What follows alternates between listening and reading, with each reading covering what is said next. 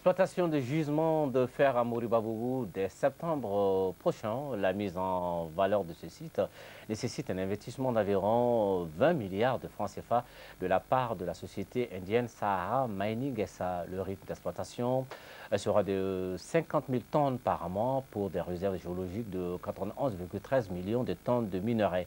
Les résultats des travaux préliminaires à l'exploitation viennent d'être livrés à la presse. Moïse Traoré. L'exploitation commerciale du gisement de fer de Moribabougou débute la première semaine de septembre 2010. L'investissement prévu est d'environ 20 milliards. Devant la presse nationale, l'industriel indien Sandeep Garg, le président de la société Sahara Mining SA, présente les résultats des travaux préliminaires de recherche débutés en 2009.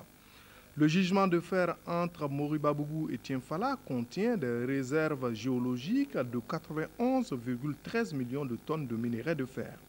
Le rythme d'exploitation sera de 50 000 tonnes par mois, une production à exporter vers l'Inde, la Chine et l'Europe à partir du port de Dakar qui est à 1350 km.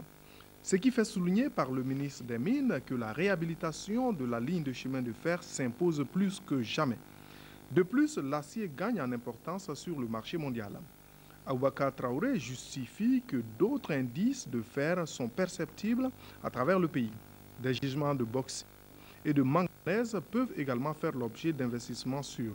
Les avantages du projet se mesurent en termes de création d'emplois pour environ 1636 emplois, en termes de développement communautaire et de génération de recettes pour le trésor public. D'ailleurs, le gouvernement du Mali détient une participation de 20% de la société Sahara Mining SA.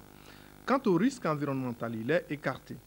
Le ministre de l'Environnement et de l'Assainissement précise que c'est après l'étude d'impact environnemental et social que le permis d'exploitation a été délivré. Le professeur Timogo Sangaré assure qu'un suivi sera fait pour maintenir la conformité du rapport d'étude avec les activités d'exploitation. La représentation diplomatique de la République de l'Inde est ouverte à Bamako depuis 1 an. La conférence de presse a été introduite par M. l'ambassadeur.